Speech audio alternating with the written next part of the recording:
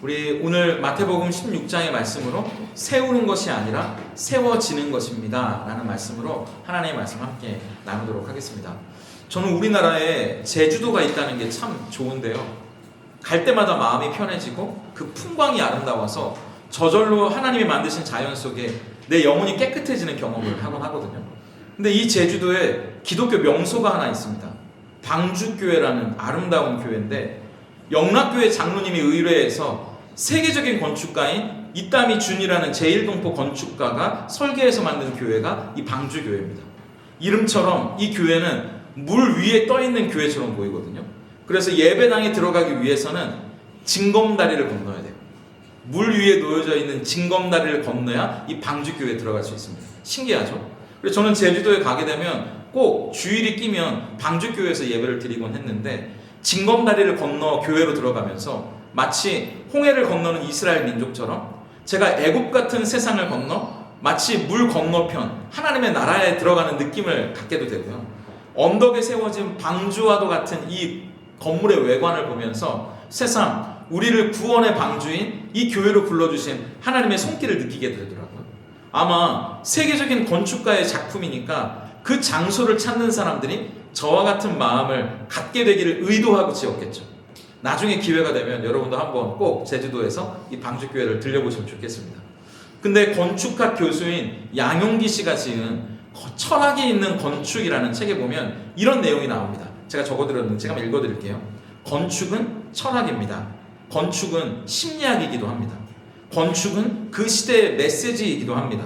그 시대가 어떤 형태를 원하는지 보여주기도 합니다. 우리는 건축물 속에 담겨진 작가의 의도를 정확하게 읽을 때 그 건축물을 가장 잘 알게 됩니다.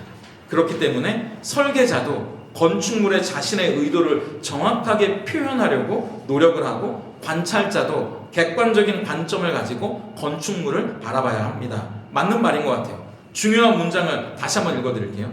우리는 건축물 속에 담겨진 작가의 의도를 정확하게 읽을 때 그 건축물을 가장 잘 알게 됩니다.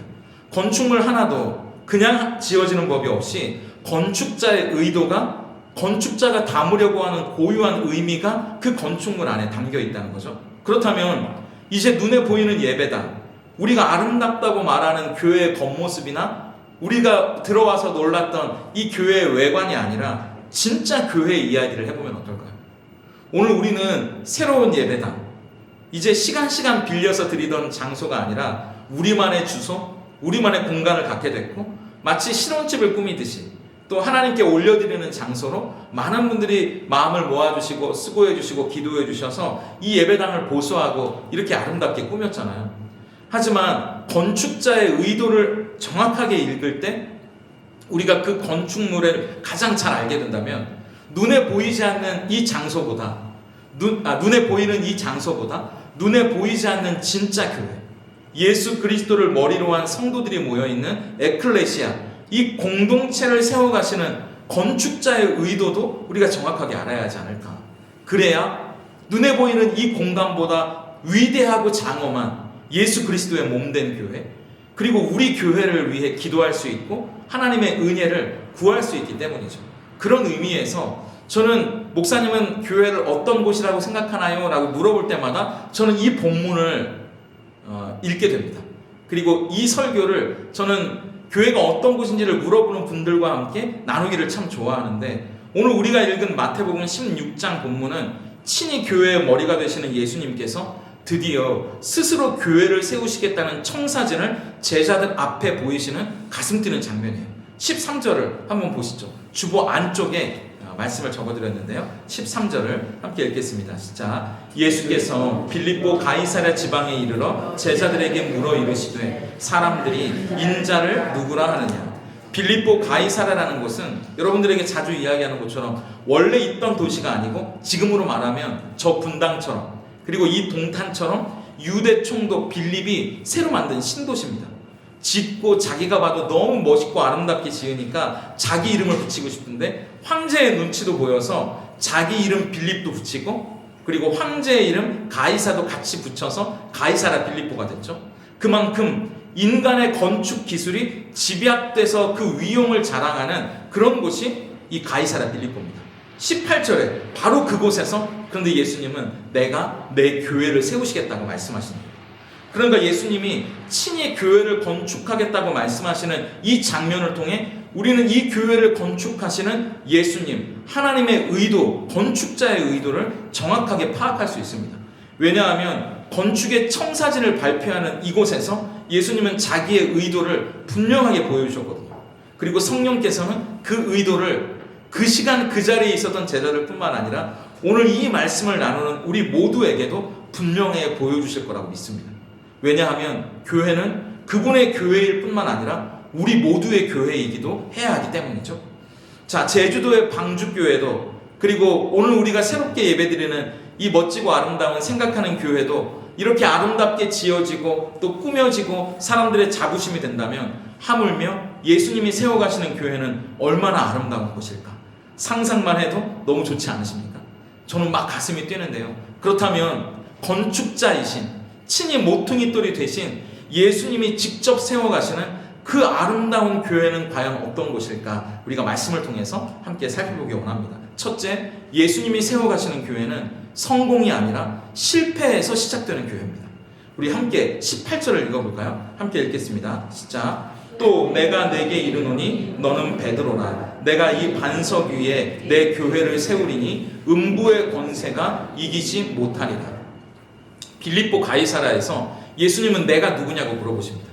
그때 예수님의 수제자였던 베드로가 예수님의 마음에 꼭 드는 고백을 하죠. 주는 그리스도시요 살아계신 하나님의 아들이라고요. 그러니까 예수님께서 너는 반석이구나. 내가 그 반석 같은 고백 위에 내 교회를 세우겠다. 내 교회는 음부의 권세가 이기지 못할 거야 라고 말씀하시거든요.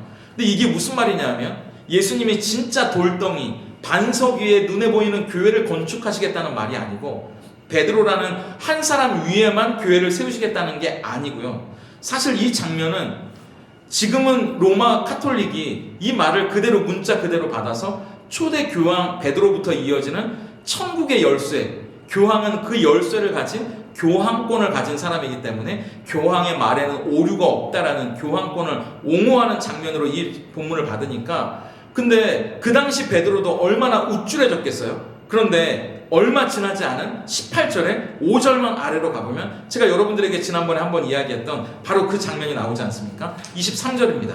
함께 읽겠습니다. 시작. 예수께서 돌이키시며 베드로에게 이르시되 사탄아 내 뒤로 물러가라. 너는 나를 넘어지게 하는 자로다. 내가 하나님의 일을 생각하지 아니하고 도리어 사람의 일을 생각하는도다. 그때 지난번 말씀드린 것처럼 한 장이 넘어가는 것도 아니고 같은 장에서 5절도 지나지 않아 베드로가 예수님께 사탄이라는 소리를 듣잖아요. 반석이라는 소리를 듣다가 바로 이어서 사탄이라는 소리를 듣고 있다는 말이죠. 그리고 우리는 알죠. 베드로가 예수님을 절대 부인하지 않고 예수님만 따르겠다고, 어디로 가든지 예수님이 가는 곳마다 따르겠다고 말했던 베드로가 3번이나 주님을 저주하고 부인하며 실패하는 자리에 서게 되었다는 사실을 말입니다. 그러니까 여러분, 우리 주님이 세워가시는 교회는요, 사람이 세우는 교회 말고요, 우리 주님이 세워가시는 교회는 우리가 실패한 사람이라는 걸 인정하는 그 자리에서 세워지는 겁니다. 내가 무엇이나 됐냐, 내가 무엇을 가졌냐, 우쭐거리고 교만하고 내가 어떤 사람이라고 자부심을 가지는 그 자리가 아니라 내가 하나님 앞에서 철저하게 실패한 사람이라는 것, 내가 주님이 없이는 한순간도 살아갈 수 없는 사람이라는 것을 인정하는 그 자리에 예수님은 하나님의 교회를 세워가신다고 말씀하시는 거죠. 그것을 고백하는 자 위에 하나님의 교회를 세워가시겠다고 말씀하십니다. 그래서 제가 1전에 말씀드렸던 제가 참 좋아하는 책인 나의 끝 예수님의 시작이라는 책, 제목부터 의미심장한 나의 끝 예수님의 시작이라는 책에 시작되는 프롤로그를 보면 이런 이야기가 나와요. 브라이언이라는 남자와 이 카일 목사님이 나눈 이 대화가 나오는데, 이 남자는 운전을 하다가 주차를 하는데 후진을 하다가 18개월 된 자기 아들을 보지 못하고 후진하다가 정말 눈에 넣어도 아프지 않을, 우리 나이로 하면 2살, 서양으로 하면 18개월 된 그 아들을 미처 보지 못하고 후진하다 치어 숨지게 했거든요. 저도 자녀가 있지만 자녀가 먼저 하늘에 가면 그때부터는 사는 게 아니잖아요. 그 자책과 죄책감 속에 어떻게 살아갈 수 있었을까요? 그러니까 이 브라이언이라는 남자가 수면제가 없이는 잠들지 못합니다. 술을 마시고 수면제를 먹고 그래도 잠이 들 수가 없는 거예요. 자기의 18개월밖에 되지 않는 아들을 내가 왜 보지 못했을까? 후진하다가 왜 보지 못했을까라는 자책감에 눈물과 후회와 그리고 자기를 저주하면서 이렇게 하루하루를 고통 속에 지옥 같은 날을 보내는데 몇 개월 뒤에 이분이 목사님께 전화를 해온 겁니다. 그러면서 이렇게 말했다는 거죠. 목사님, 모든 걸 잃어버린 것 같은 그 순간 비로소 저는 난생 처음으로 예수님의 실제를 만나게 됐습니다. 모든 것을 잃어버린 것 같은 내가 아무것도 붙잡을 수 없는 처절한 실패와 낙심과 절망의 그 순간 저는 비로소 예수님이 저에게 어떤 분이신지 예수님의 실제를 만나게 되었습니다. 내가 목사님의 설교로만 들었던 예수, 책으로만 활자로만 봤던 예수, 옛날 이야기 같았던 예수, 나와 상관없는 어디엔가 있는 그 예수가 아니고 내가 실패하고 덜덜 떨고 있을 때 내가 정말 내 힘으로는 한순간도 살 수 없다는 그 절망과 낙심, 사망의 음침한 골짜기를 지나고 있을 때 비로소 나를 위로해 주시고 안아주시고 나와 함께 하시는 그 예수님이 진짜 살아계시는구나. 그분이 나에게 찾아와 주시는구나. 나에게 말을 걸어주시는구나. 바로 그 하나님의 아들 예수님을 실제로 만나게 되었다는 거죠. 우리가 철저하게 실패한 사람이라는 걸 받아들이는 인생이 되었을 때 비로소 나의 끝을 인정했을 때 예수님이 그곳에 시작이 되어주신다고 말씀하십니다. 예수님이 비로소 그곳에서 일하시기를 시작하신다고 말씀하시는 거죠. 내가 의롭다고 생각하는 인생 가운데 예수님이 할 일이 없습니다. 자기가 알아서 할 거잖아요. 그런 인생들이 모여서 세워가는 교회라면 저는 생각만 해도 무섭습니다. 내가 뭔가 할 수 있겠다고 생각하고 내가 이것도 하고 저것도 하고 그것도 하고 이렇게 생각하는 교회라면 하나님이 하실 일이 없잖아요.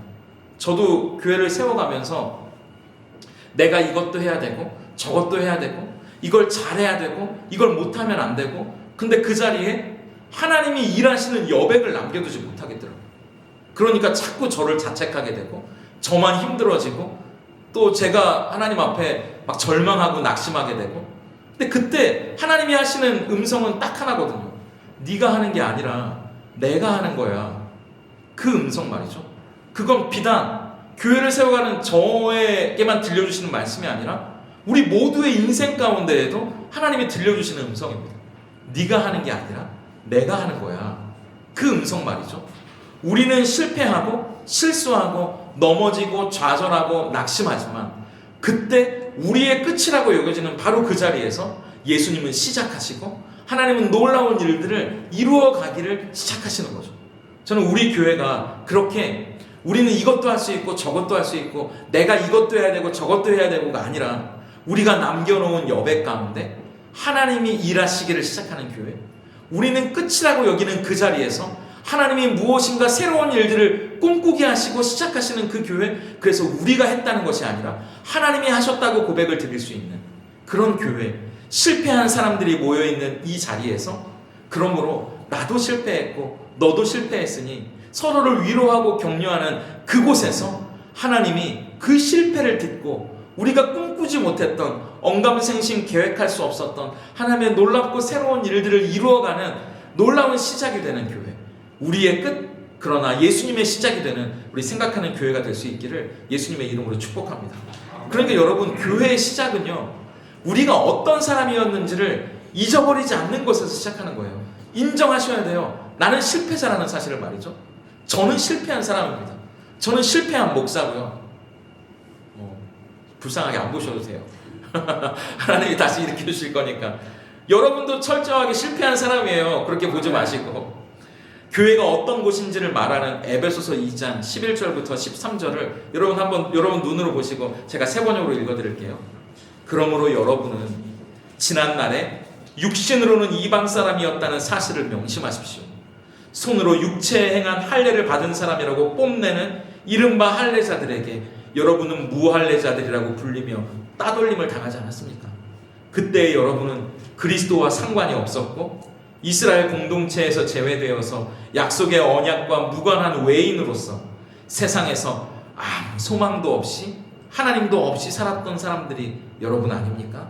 여러분이 전에는 하나님께 멀리 떨어져 있었는데 이제는 그리스도 예수 안에서 그분의 피로 하나님께 가까워졌습니다. 이게 무슨 말입니까? 이방인, 무할례자, 아무런 소망도 없이 살던 사람, 하나님을 모르고 하나님 없이 내 주먹 믿고 살겠다고 말했던 사람들, 철저한 실패자가 우리의 이름이었습니다. 그것을 잊지 마십시오. 그것을 명심하십시오. 그러나 한 가지 더 우리가 기억해야 할 것이 있으니, 그랬던 우리가 그리스도 예수 안에서 그분의 피로 하나님과 가까워졌습니다. 이제 우리는 실패자가 아니라 성도라는, 하나님의 거룩한 아들, 딸이라는 위대한 이름을 얻게 되었다는 사실을 잊지 마십시오. 할렐루야. 우리가 실패자였지만 그랬던 우리의 이름을 성도로, 교회로 바꿔주신 것, 그게 바로 교회의 시작이었다는 사실 말이죠. 사단은 우리의 실패를 통해 자꾸 우리를 자책감으로, 죄책감으로 이끌고 갑니다. 저도 그런 사망의 음침한 골짜기를 얼마나 또 자주 지나는지 몰라요. 욥의 아내가 얘기하잖아요. 욥에게 실컷 하나님을 욕하다 죽으라고. 질병이 찾아오고 자식이 죽고 어쩔 수 없는 위기에 처하니까, 하나님 잘 믿던 욥이 잘 됐을 때는 좋았는데, 아니 하나님 잘 믿었는데 어려운 일이 당하고 힘든 일이 오니까 욥의 아내가 욥에게 하나님을 실컷 저주하고 죽으라고 이야기합니다. 가론 유다는 예수님을 팔아넘긴 자책에 스스로 목숨을 끊잖아요. 하지만 여러분이 읽어오신 성경을 한번 떠올려 보세요. 욥의 아내는 그렇게 말할지라도, 또 사탄은 가론 유다의 마음에 죄책감을 주어 스스로 목숨을 끊게 만들어도, 성경을 떠올려 보면 하나님은 늘 우리의 실패를 통해 일하시는 분이거든요. 우리의 끝이 그분의 시작이 되셨거든요. 어떻게? 우리의 이름을 바꿔주시는 것으로 말이죠. 아까 말했던 실패자였던 우리를 성도라는 이름으로, 낙심자였던 우리를 교회라는 이름으로 바꿔주신 것처럼, 고통스러운 야복강 나루터에서 비루한 야곱의 실패한 인생을 이스라엘이라는 이름으로 바꿔주시잖아요. 다메섹으로 가는 길 자기 위로 똘똘 뭉쳐 그야말로 교만하고 살기 등등했던 사울의 실패한 인생을 바울로 바꿔주셨던 것처럼 말이죠.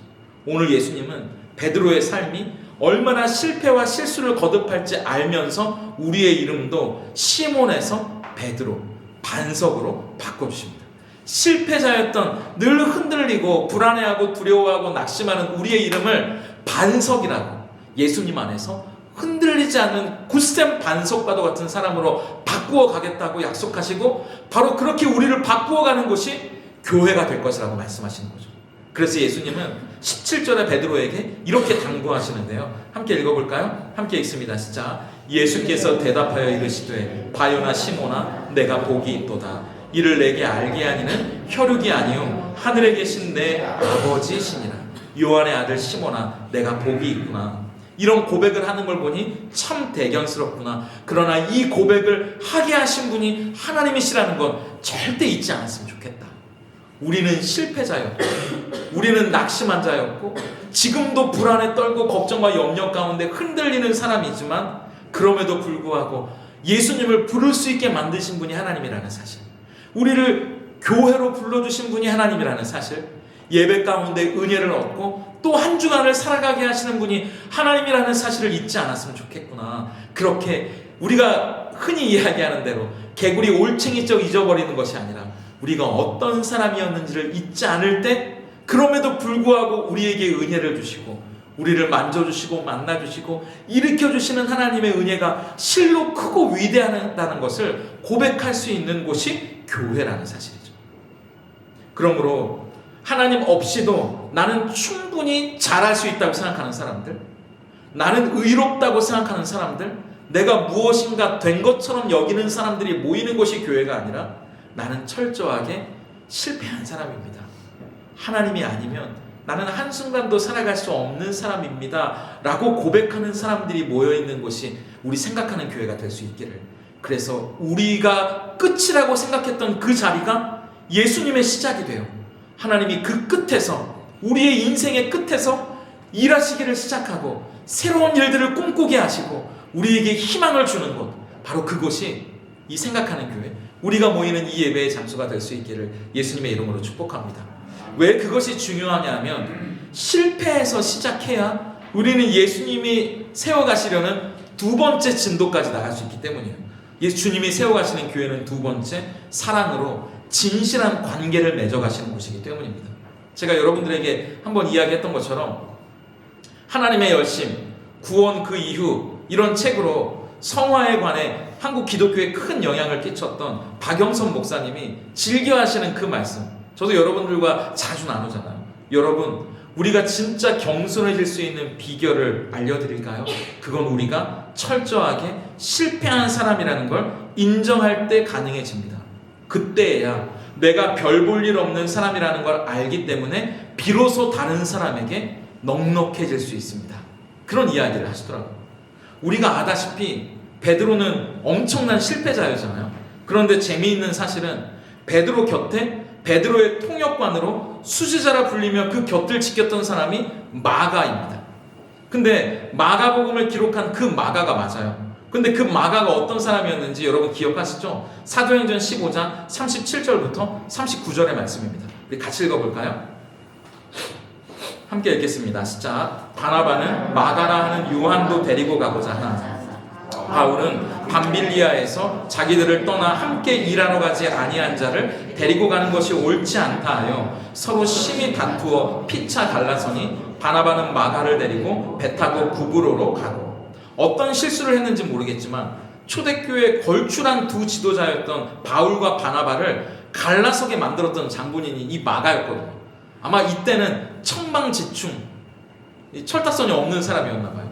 근데 그 마가를 베드로는요, 베드로전서 5장 13절에 내 아들 마가라고 부릅니다. 베드로가 가는 곳마다 이 마가를 데리고 다녀요. 마가가 베드로와 함께하면서 예수님에 대한 이야기를 직접 들었기 때문에 마가복음까지 기록하게 되는 거거든요. 삼촌 바나바의 믿음, 그리고 스승 베드로의 사랑 때문에 실패자였던 마가가 회복됩니다. 저는 그 사랑, 그 진실한 관계, 서로를 세워주고 섬겨주고 높여주고 믿어주는 관계가 바로 교회라고 생각해요. 예수님만 바라보는 것으로 끝나는 것이 아니라 그렇게 모여있는 철저한 실패자인 우리가 서로를 믿어주지 않으면 누가 우리를 믿어주겠어요? 그런 실패자인 우리가 서로를 사랑해주지 않으면 어디에서 사랑을 받겠습니까? 저도 실패자고 여러분도 실패자예요. 우리가 서로를 판단하는 것이 아니라 그런 사람들을 믿어줄 때 마가가 실패자였던 마가의 인생으로 끝나는 것이 아니라 우리가 알고 있는 마가복음을 지은 그 마가로까지 회복되는 거잖아요. 베드로가 어떻게 그런 마가를 데리고 다닐 수 있었을까요? 언제 읽어도 아름다운 그 장면, 저는 이 장면 때문에 실패자였던 마가를 품을 수 있는 베드로가 됐다고 생각해요. 요한복음 21장 17절을 같이 읽어볼까요? 함께 읽겠습니다. 시작. 세 번째 이르시되 요한의 아들 시몬아 내가 나를 사랑하느냐 하시니 주께서 세 번째 내가 나를 사랑하느냐 하심으로 베드로가 근심하여 이르되 주님 모든 것을 아시오매 내가 주님을 사랑하는 줄을 주님께서 아시나이다. 예수께서 이르시되 내 양을 먹이라. 네가 나를 진짜 사랑하는 거 맞니? 예수님이 물으시잖아요. 근데 사실 이건 질문이 아니라 베드로를 회복시켜 주시려고 예수님이 던지는 말씀이거든요. 왜냐하면 베드로는 3번 예수님을 부인했잖아요.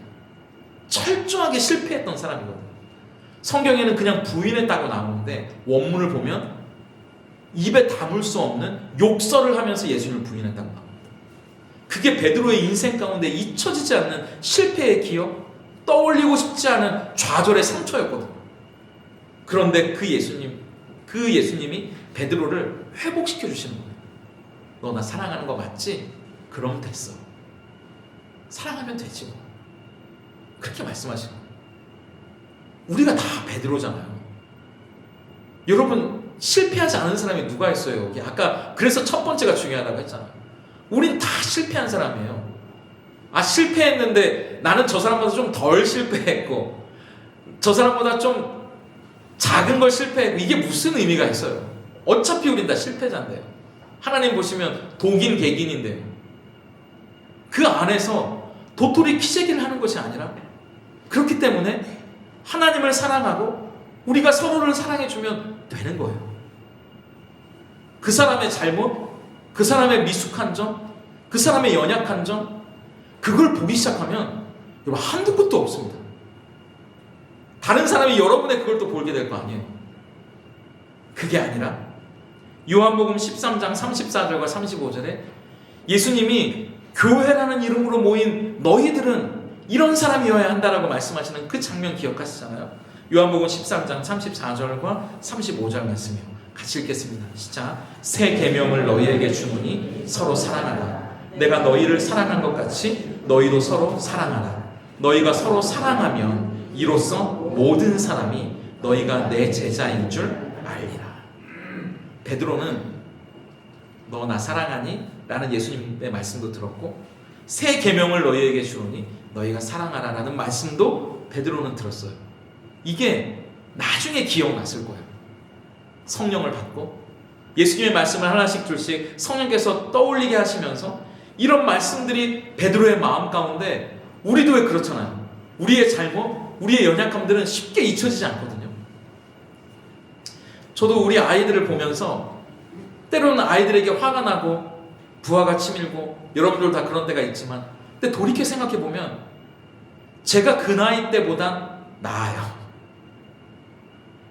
우리 예찬이도 보면서 이제 스물 몇 살이죠? 네, 되게 나 26 정도 됐습니다. 이런 이렇게 26이요. 26 때 저는 예수님도 제대로 몰랐거든요. 얼마나 대견스러워요. 근데 베드로가 이 말씀을 떠올리면서 마가를 볼 때 어떤 마음이었을까요? 내가 저 마가였을 땐 예수님이 말씀하시는 것 제대로 알지도 못하고 예수님을 욕설과 함께 저주했던 사람이 나였지. 저 정도쯤이야. 나를 이렇게 바꿔주셨다면 마가는 또 얼마나 아름답게 빚어가 주실까. 그러니까 베드로가 되니까 마가를 품을 수 있는 거잖아요. 그런 곳이 우리 교회면 참 좋겠어요. 우리가 다 실패자였다, 하나님의 자녀가 되었다는 그 은혜를 누렸다면 이제 앞으로 지금 계신 분들은 성도님들과 가끔 그런 얘기 하거든요. 어떻게 이런 분들이 모였을까? 어떻게 콕 집어 제가 막 이렇게 선택했어도 이런 분들을 모을 수 없는 너무나 착하고 귀하고 너무나 진실한 분들이 모여있어요. 근데 저는 이런 분들만 모여있는 교회가 아니라 때론 모난 돌 같은 분도 와야 되잖아요. 예수님을 막 부인하고 이렇게 목사님 안녕하세요 하는데 여기서 담배가 쭉 떨어지고 이런 분도 와야 교회 아닙니까? 술 냄새가 좀 풍기는 분도 와야 교회 아니에요? 어디 착한 사람들만 모여있는 그런 곳이 아니고요. 예수님도 내가 병자, 죄인을 부르러 왔다고. 병든 자에게 의원이 필요하지 않냐? 의사가 필요하지 않냐? 다 건강한 사람이라면 내가 무슨 의사가 필요하냐? 내가 왜 왔겠냐? 이런 얘기 하신 것처럼 우리가 세상 속의 교회로 존재하기 위해선 그렇게 예수님을 모르고 좀 모나고 그리고 또 좀 이렇게 삐죽삐죽하신 분들도 와서 우리가 좀 그분을 사랑으로 감싸고 그래서 그런 분들이 이게 하나님의 교회구나. 예수 믿는 사람들은 이런 사람들이구나. 나도 그런 사람들 되어보고 싶다. 내가 맨날 교회를 욕하기만 했는데 이런 게 교회구나. 내가 잘 몰랐네. 이런 고백이 나올 수 있는 것 그런 교회가 우리 교회였으면 참 좋겠어요. 아멘 소리가 작은데 그런 교회가 되어주실 거죠? 그래서 이렇게 모아주셨나 봐요. 그걸 할 수 있는 분들을 먼저 그래서 그것도 너무 감사하고요. 그래서 건강한 교회를 세운다. 이게 참 아름다운 말이긴 하지만 동시에 무서운 말이 될 수도 있는 건 우리도 지금 뉴스를 보면 생각하는 사람 이게 자기만의 생각이 다른 분들이 이쪽 도로에서는 막 소리를 지르고 저쪽 도로에서는 또 막 소리를 지르잖아요. 그게 참 교회도 자칫하면 그런 곳이 될 수 있습니다. 내 생각, 내 의, 다 저마다는 옳은 이야기를 한다고 생각하거든요. 저마다는 다 건강한 교회를 세워간다고 생각하거든요. 그런데 그 신념이 제가 여러분들에게 일전에 이야기했던 것처럼 총을 쥐어주면 총을 쏠 수 있어요. 총이 쥐어지지 않았을 뿐이지. 창이 쥐어졌다면 서로를 찌를 수도 있거든요. 창이 쥐어지지 않았을 뿐이지. 그런데 교회가 그렇게 내 생각에는 자기 의를 앞세우며 서로를 상처 주고 서로를 판단하고 정죄하기보다 그러면 우리 이 집사님이 생각하는 교회와 박 권사님이 생각하는 교회, 박 권사님 진짜로 있네? 이게 다 다르면 그 싸움이 되는 거잖아요. 그게 아니라 교회는 결국 우리가 이렇게 너무나 멋지고 아름다운 공간에 왔지만 결국 교회는 건물이 아니라 사람이라는 걸 우리가 알잖아요. 근데 어느 순간 교회에서 사람이 사라져버리면 교회가 아닌 게 되는 겁니다. 건물만 남는 거죠. 교회는 우리가 사랑해줘야 할 사람들이 교회예요. 사랑해야 할 사람들, 사랑받아야 할 사람들, 서로 격려하고 위로해야 할 사람, 그 사람이 교회라고요. 이 공간이 아니고요. 그 사람들이 모여있는 곳, 그래서 우리가 서로 사랑하고 품어주고 위로하고 격려하고 세워주고 박수치고 축복하고 칭찬해주는 것, 그래서 우리 안에 아이들이 자라가고 또 성도님들도 목사인 저도 지금은 이 정도의 모습이지만 저도 자라가고 여러분들도 서로 자라갈 수 있는 곳, 그런 곳이 우리 교회가 되면 참 좋겠습니다.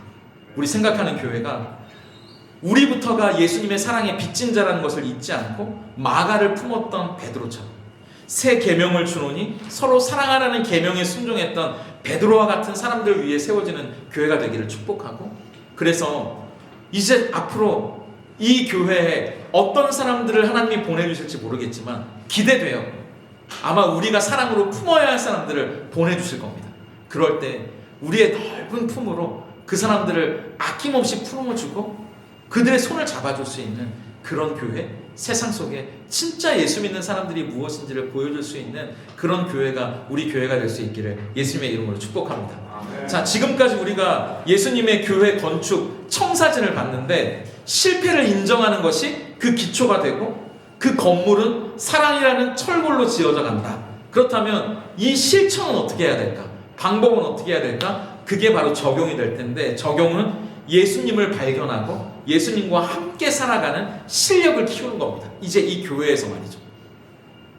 제가 왜 이걸 실력이라고 말하냐면, 실력이라는 말을 참 좋아하는데, 예수님을 바라보라, 예수님과 함께 살아간다, 이게 교회 안에서 우리가 엄청 많이 듣는 말인데 어느새 이게 우리의 구호가 되고 있다는 겁니다. 알맹이는 없는 구호처럼 말이죠. 빈수레가 요란하다고 그냥 구호만 남발하고 깃발만 들고 있을 뿐 정작 우리의 삶에는 실력이 나타나지 않는 거예요. 빈수레 안에 아무것도 없는 거예요. 그게 아니라 이제 우리가 예수님을 바라보고 예수님과 함께 살아가는 것을 교회 안에서 연습하는 겁니다. 우리 베드로의 고백을 기뻐하신 이유가 뭔지 13절을 다시 한번 읽어볼까요? 함께 읽습니다. 시작. 예수께서 빌립보 가이사랴 지방에 이르러 제자들에게 물어 이르시되 사람들이 인자를 누구로 아느냐? 사람들이 나를 누구로 알고 있냐? 예수님이 물어보신 다음에 15절, 이제는 제자들에게 물어보시잖아요. 너희는 나를 누구라고 말하느냐? 그럴 때 베드로가 정확하게 대답하죠. 제가 가이사랴 빌립보에서 굳이 물어보시는 이유가 뭔지 여러분들에게 되게 자주 말씀드렸잖아요. 신도시니까 돈이 모이는 곳, 사람들이 모이는 신도시.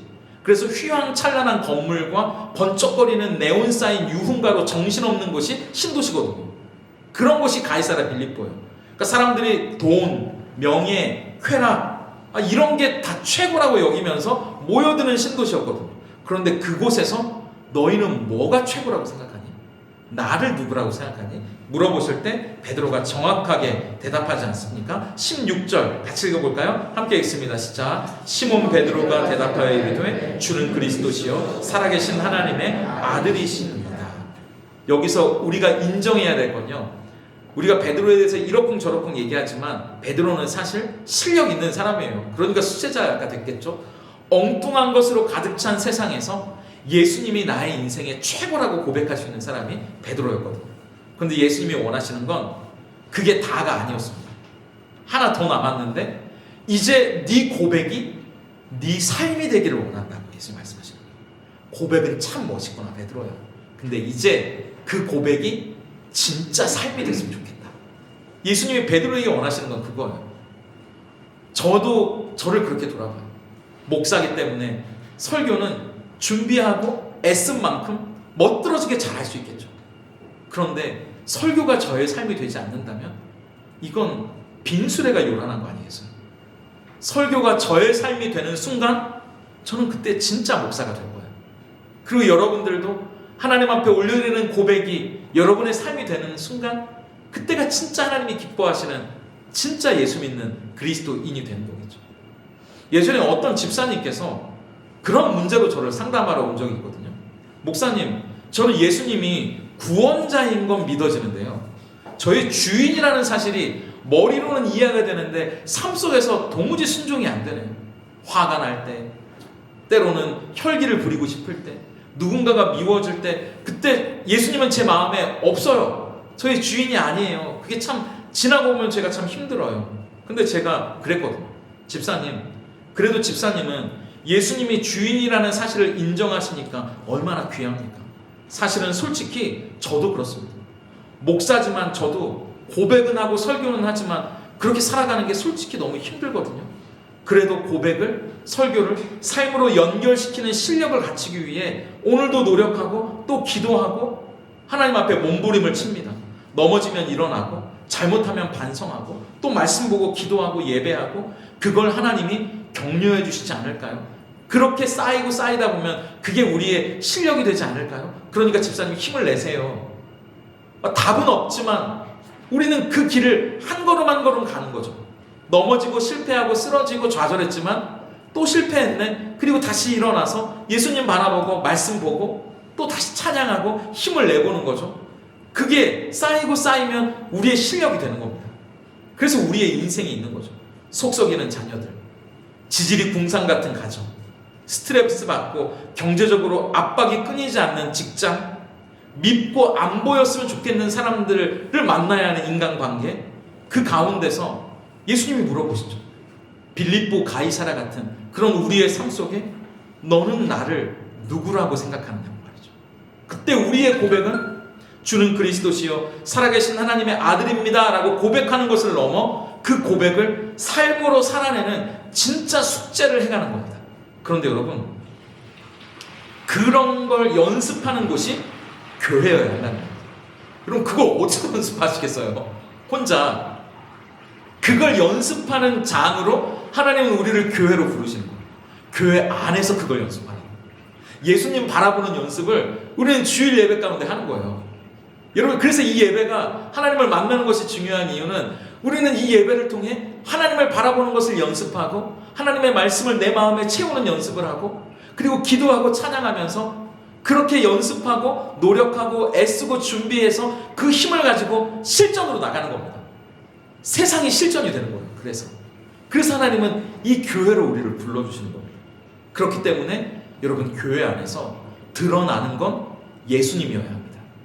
엉뚱한 사람이 아니고, 목사의 설교도 아니고, 멋들어진 찬양도 아니고, 그 어떤 장소, 좋은 시스템, 이게 아니라 교회에서 드러나고 우리의 눈을 채워야 할 것, 우리의 마음을 채워야 할 분은 예수님이어야 해요. 왜냐하면 그걸 연습하는 곳이 교회이기 때문이죠. 제가 너무나 좋아하는 예화인데요, 기독교 역사 최고의 설교자였던 분이 19세기 침례교단의 찰스 헤돈 스펄전이라는 분이거든요. 이분이 기독교 역사에 딱 한 명의 설교자를 들라면 2000년 기독교 역사에 이 찰스 헤돈 스펄전 목사님이었습니다. 19세기의 영국의 설교자였거든요. 근데 이분의 설교가 하도 유명하니까 그 당시 19세기에 런던에 수만 명의 성도들이 모이는 교회였거든요. 얼마나 성도들이 많이 모였는지 이분이 평생을 우울증과 류마티스로 투병하시거든요. 죽을 때까지. 근데 이 우울증이 어떻게 생겼냐 하면, 사람들이 너무 많이 모여있다 보니까 그분이 설교하는 눈앞에서 건물이 무너집니다. 예배 시간에 사람들이 깔려 죽고 아비규환 절규하는 장면이 그의 인생을 떠나지 않는 거예요. 그게 우울증이 되는 겁니다. 사고를 눈앞에서 그것도 내 말씀을 전하고 예배드리는 그 순간 그 사고를 목격했으니 그것이 평생의 그분의 우울증이 됐거든요. 목사가 우울증 걸리면 은혜가 안 된다고요? 그게 우리 삶이에요. 예수 잘 믿어도 걸립니다. 힘듭니다. 근데 이분의 설교가 너무 유명하니까 지방에 있는 신학생들이 이분 설교를 들으려고 런던까지 온 거예요. 근데 시간을 맞춰 갔는데, 제가 너무나 사랑하는 예화, 근데 시간을 맞춰 갔는데 수만 명이 모이는 교회니까 못 들어간 거예요. 시간을 맞춰오긴 했는데, 그래서 저 건너편에 있는, 거기도 큰 교회이긴 한데 저 건너편에 있는 큰 교회를 간 겁니다. 근데 그 큰 교회에서 예배를 드리고 나온 거예요. 예배를 딱 드리고 나왔는데 두 신학생들이 서로 눈을 쳐다보고 30초 동안 말을 못했어요. 눈만 껌껌거리고 서로 예배 끝났는데. 그리고 한 사람이 입을 열어서 얘기합니다. 야, 설교 정말 잘하지 않냐? 야, 맞아 설교 너무 잘한다. 그러면서 이들이 얘기하는 거예요.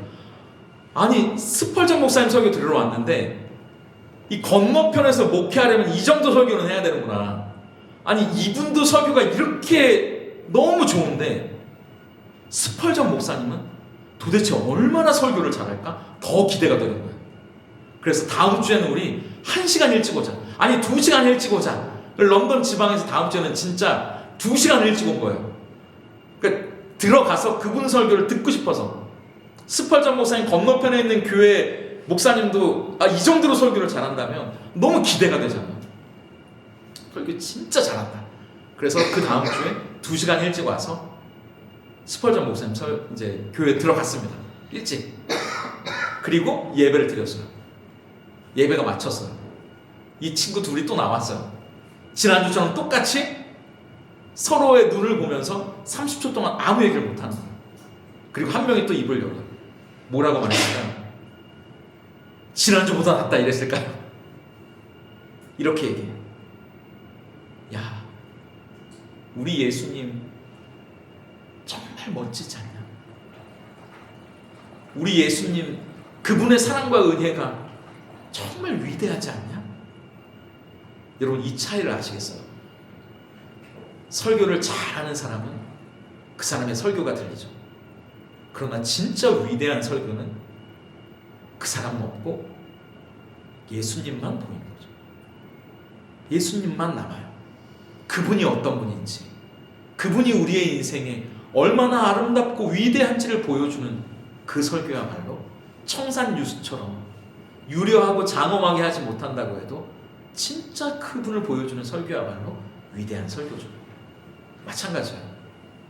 교회가 몇 명이 모이든, 장소가 어떻든, 또 시스템이 어떻든 그것이 아니라 그 교회에 누가 살아계시는가, 그 교회에서 우린 누구를 보는가, 누구를 우리의 마음 가운데 충만하고 가득하게 담을 수 있는가, 바로 그분 예수 그리스도를 보고 예수 그리스도를 우리의 마음에 담고 그분으로 힘을 내고, 그 예수 그리스도야말로 우리의 인생에 얼마나 아름다운 분인가, 그분이 얼마나 우리의 인생에 위대한 분인가를 고백할 수 있다면 그 교회는 위대한 교회입니다.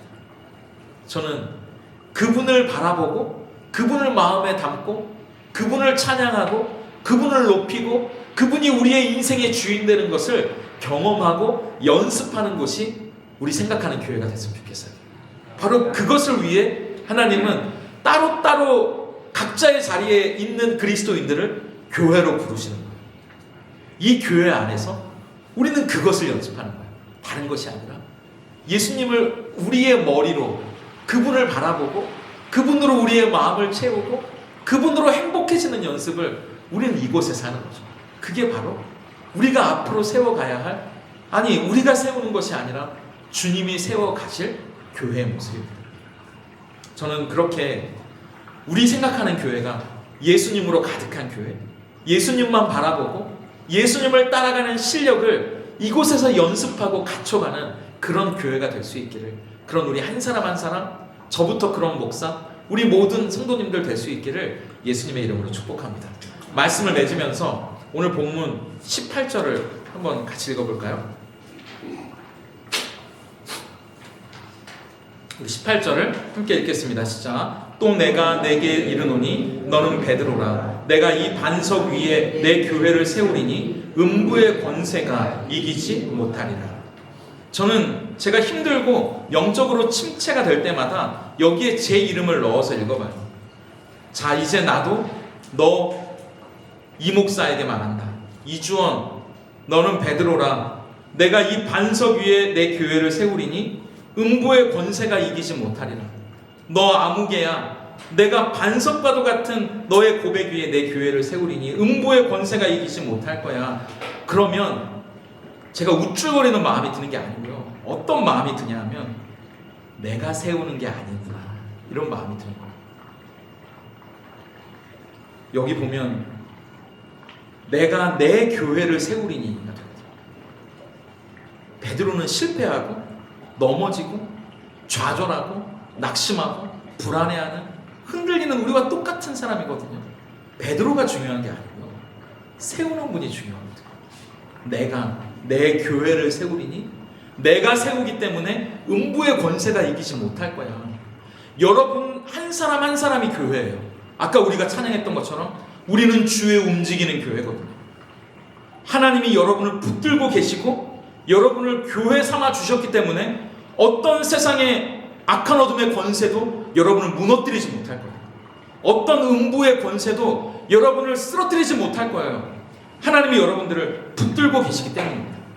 우리 생각하는 교회도 어떤 음부의 권세도, 사단의 어둠의 영적인 관계와 저 권세도 우리를 무너뜨리거나 좌절하거나 낙심하게 만들 수 없을 겁니다. 왜냐하면 이 교회는 예수님이 세워가시는 교회이기 때문이죠. 우리가 세워가는 것이 아니라 하나님이, 예수님이, 성령께서 세워가시는 교회이기 때문입니다. 그렇기 때문에 저를, 여러분을, 우리를 반석이라고 불러주시는 그 하나님이 너무 감사하고 몸둘 바를 모르겠는 거예요. 저는 반석이 아니거든요. 여러분도 아시잖아요. 여러분이 반석이 아니라는 걸. 우린 반석이 아니거든요. 그런데 예수님은 우리를 반석이라고 불러주세요. 내가 너를 교회 만들 거야. 내가 너희를 반석 같은 사람으로, 그리고 너희들을 통하여 그리스도의 몸된 교회를 오직 예수로만 행복하고 예수로 사랑하고 예수로 마음을 가득 채울 수 있는 그런 교회, 그런 교회를 세워갈 거야 라고 말씀하시는 거죠. 그러니까 그게 너무 감사한 거예요. 이 18절을 읽으면서 말이죠. 그러니까 우리가 할 일은 힘내는 것밖에 없습니다. 부족하고 자격 없는 우리를 베드로랑 반석이라 불러주시고 격려해주시고 교회 만들어가겠다고 약속하시는 그분을 따라가 보는 거예요. 우린 그분 따라가는 겁니다. 힘을 내보는 거예요. 내가 뭘 하려는 게 아니고요. 그걸 함께 연습하고 격려해주는 교회가 있는 사람은 얼마나 행복할까요? 내가 혼자가 아니라 그 행복이야말로 그리스도인으로서 우리가 이 땅에서 누릴 수 있는 가장 큰 기쁨이 아닐까 생각합니다. 저는 그 행복과 기쁨을, 예수 믿는 맛, 교회로 세워져 가는 맛, 그것을 느낄 수 있는 교회가, 우리 생각하는 교회가 되기를 바라고, 그리고 이곳에서 하나님이 그렇게 또 우리만의 아름다운 이야기를 시작하셨는데 그것을 이루어가는 우리의 삶이 하나님 앞에 올려드리는 아름다운 찬양이 되기를, 우리의 간증이 되기를, 그 고백들이 모여 하나님 앞에 영광이 되는 진짜 하나님을 따라가는 우리 생각하는 교회가 될 수 있기를, 그렇게 하나님을 바라보는 우리 성도님들 다 될 수 있기를 예수님의 이름으로 축복합니다.